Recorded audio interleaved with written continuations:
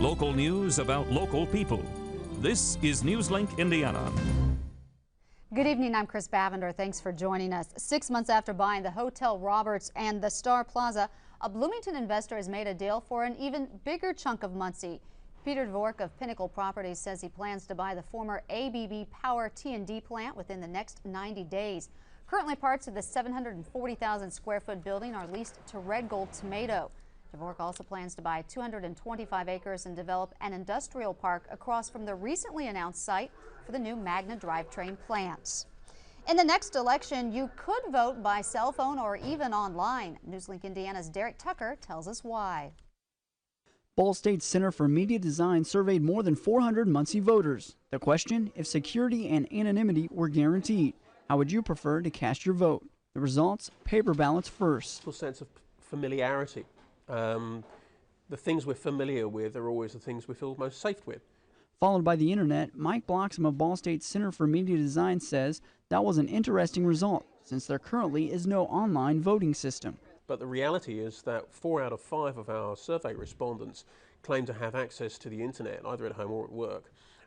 So they're very familiar with it. Some other choices, cell phone, telephone, and even television. Everybody feels that technology is going to become more a feature of future elections. It's almost inevitable. But there's been very little research done to date about how ordinary voters actually feel about the transition from paper ballots to electronic ballots. Some voters like the idea of electronic ballots. I'm a general contractor, and there's times that I've got ample free time, and there's times where I've got to be in 4 places at once. And if I'd had that option, it would have been a very large plus. It'd be easier, so that I wouldn't have to leave my job and go do it. I can, do it on my cell phone or do it on the computer at work, on the internet. So, it will be a lot easier like that, and then you might get a lot more voters. Voters who could make a difference. In Muncie, Derek Tucker, Newslink, Indiana. Bloxham hopes to revisit the survey next election to see how electronic voting has changed the voting process. Now here's Brian Smith with a look at tonight's forecast. Brian? Good evening. You've had a beautiful day today across East Central Indiana.